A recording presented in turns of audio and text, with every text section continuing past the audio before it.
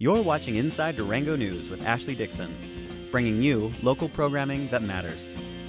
Thundering horses and daredevil skiers compete for thousands of dollars during the 6th annual Silverton Ski Touring competition over President's Day weekend. Local businesswomen spread the love with appreciation marketing. And Durango Film Festival director Joni Fraughton joins us in the studio for a preview of the 10th annual festival schedule for March 4th through the 8th in downtown Durango. I'm Ashley Dixon. And I'm Jordan Alexander. These stories and more on this edition of Durango News. This program is brought to you by Stone Age Tools, named a best place to work by Outside Magazine. A national consulting firm says the proposed STEAM Cultural Park on the Animas River can pay for its own operating costs. But the project has a lot of hurdles to jump before it can get off the ground.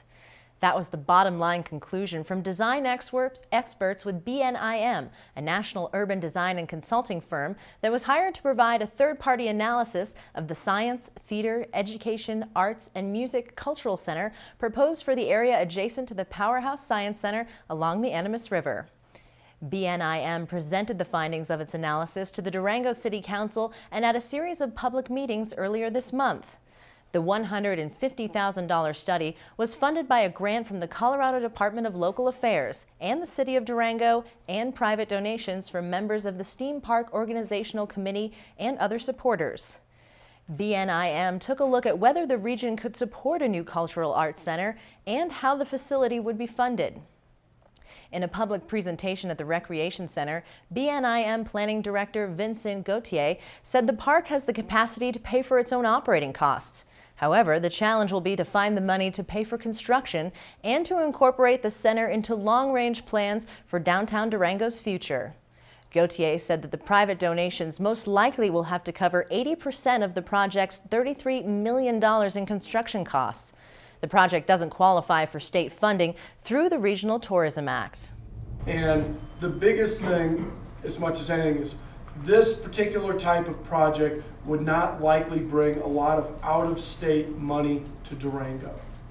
It'd be a nice asset, but if you're comparing it to, and I'm just using an example that the state provided to us, a NASCAR track, it would not have the same kind of impact, obviously. Despite the challenges, Gauthier said the STEAM Park proposal offers a rare opportunity to address the future of downtown Durango, including relocation of the Durango Fire Station and River City Hall on Camino del Rio.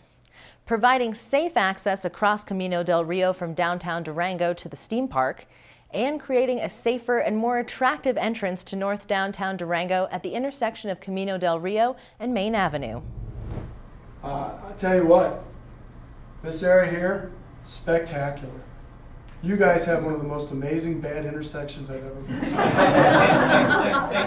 to. I love it, right? You have to do something with this. This is your entrance into the city from the north. I was talking to somebody just earlier, and they were saying we come through it every day, and it's just like, and it's a solvable problem. BNIM concluded the analysis by encouraging the City of Durango and the STEAM Park Committee to engage the community in a much broader discussion about the future of the city's downtown center. STEAM Park supporters say they're positive the challenges can be addressed and will continue to work towards building the project. You can see a copy of the analysis at durangosteampark.org.